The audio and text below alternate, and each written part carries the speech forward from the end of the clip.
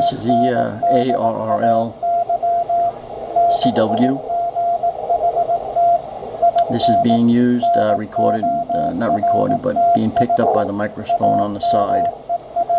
You have a microphone that you can choose by putting it by the speaker. It's pretty sensitive. Or you have a choice of using a line in. There's a jack for the line in.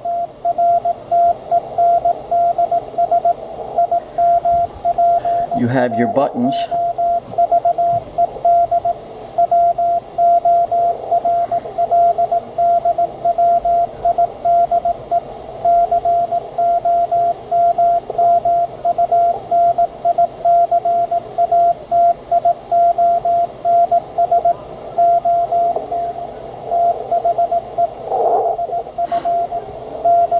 Okay, anyway, you can adjust the tones. What I did